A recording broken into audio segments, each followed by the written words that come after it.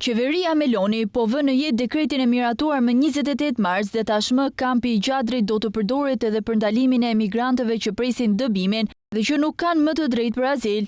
Në bazë të këtij dekreti, në portin e Shëngjinit priten të mbërrinë 2 anije me total 40 emigrantë që kanë urdhër dëbimi. Anijet priteshin të mbërrinin në vendin ton pas dite, po për arsye të paqarta, ardhja e tyre u anulua për ditën e sotme. Anija e parë pritet të mbërrijë ditën e nesërme në orën 15 me 15 emigrantë dhe e dyta rreth orës 19 me 25 emigrantë si pjesë e marrëveshjes Shqipëri-Itali. Ata do të akomodohen përkohësisht në qendrën e pritjes në Gjadër. Ky fluks pritet të rritet, por konfirmohet se në vazhdim do të operohet me linja ajrore për të sjellë emigrantët. Afati maksimal i qëndrimit në qendrën e Gjadrit do të jetë 18 muaj. Ministri i Brendshëm italian ka theksuar se politikat e reja kanë ulur ndjeshëm fluksin e emigrantëve në Itali dhe se qendrat në Shqipëri janë një model efektiv menaxhimi.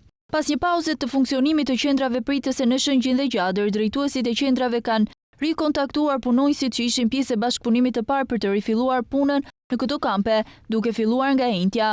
Me këtë dekret, qeveria italiane nuk ka ndryshuar destinacionin e qendrës, por synon të përdor edhe për ndalimin e emigrantëve të palishëm në pritje të dëbimit. Fillimisht kjo qendër ishte menduar për mbajtjen deri në 28 ditë të azil kërkuesve të shpëtuar në det nga anije ushtarake italiane, të ardhur nga vende të konsideruara të sigurta, për t'u nënshtruar procedurave të përshpejtuara kufitare.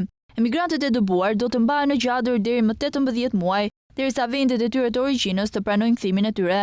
Ndërkohë, qeveria italiane është në pritje të vendimit të gjykatës së drejtësisë së BE-s mbi dekretin për vendet e sigurta.